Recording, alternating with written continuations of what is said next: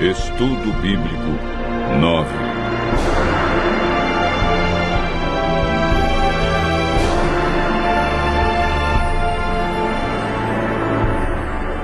A verdade sobre a morte.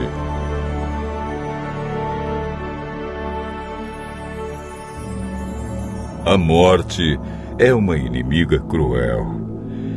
E a maioria das pessoas já sentiu a dor e a tristeza que ela traz. O assunto da morte tem sido um mistério que muitos tentam decifrar. Muitos têm especulado sobre o estado dos mortos. Para onde eles vão? Existe consciência na morte? Será a morte o fim ou apenas um estágio? Uma passagem para outras vidas? Hoje, no mundo cristão, há muitos ensinos sobre o estado do homem na morte. Vejamos o que a Bíblia diz.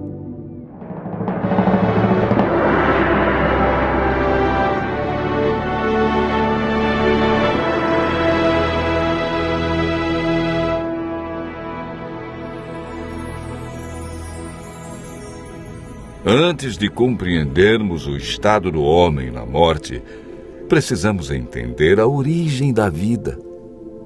O homem é formado por dois ingredientes: pó da terra e fôlego de vida. A união desses dois elementos resulta em vida. Gênesis, capítulo 2, verso 7, declara: Então formou o Senhor Deus ao homem do pó da terra e lhe soprou nas narinas o fôlego de vida, e o homem passou a ser alma vivente. É importante notar que o homem, ao ser criado, não recebeu uma alma, mas se tornou alma vivente. Isto significa que quando falta um desses dois elementos, pó ou fôlego, a alma morre. Ezequiel afirma claramente em seu livro no capítulo 18, verso 4. A alma que pecar, essa morrerá. O ensino da imortalidade da alma não tem fundamento bíblico. Paulo afirma em 1 Timóteo, capítulo 6, versos 15 e 16, que a imortalidade é um atributo exclusivo de Deus.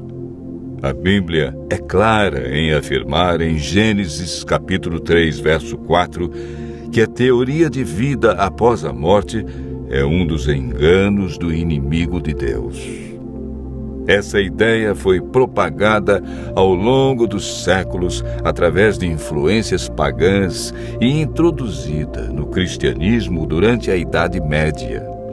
A Igreja absorveu o conceito grego de corpo e espírito como entidades separadas, contradizendo assim o que Deus disse: certamente morrerás. Gênesis capítulo 2, verso 17. Gênesis 3, verso 19 declara: porque tu és pó e ao pó tornarás. Eclesiastes 12, verso 7 diz que por ocasião da morte, o pó volte à terra como era e o espírito volte para Deus que o deu. O espírito que ele deu na criação foi o fôlego de vida. A palavra espírito, que vem do hebraico ruach, ou nechamar, e do grego pneuma, é empregada centenas de vezes na Bíblia. Algumas vezes traduzida por fôlego e outras por espírito, podendo ser usadas alternadamente. Portanto, espírito na Bíblia nunca se refere a uma entidade consciente, desencarnada. Pelo contrário, Davi afirma: os mortos não louvam o Senhor, nem os que descem ao silêncio. Salmo 115, verso 17. O homem, ao ser criado, recebeu imortalidade condicional. Para mantê-la, deveria viver em obediência. Gênesis capítulo 2, versos 16 e 17.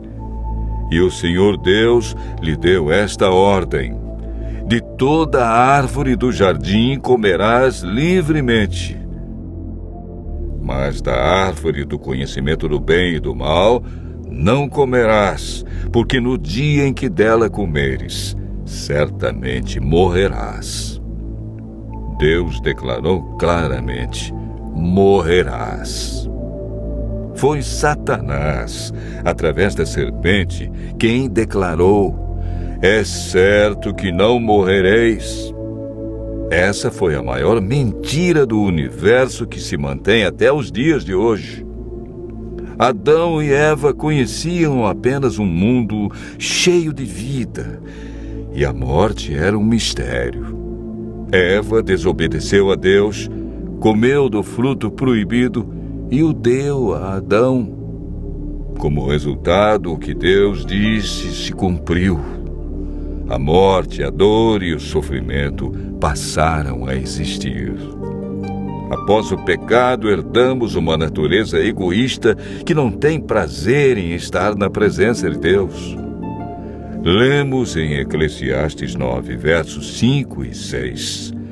Os vivos sabem que hão de morrer, mas os mortos não sabem coisa nenhuma, nem tampouco terão eles recompensa, porque a sua memória jaz no esquecimento.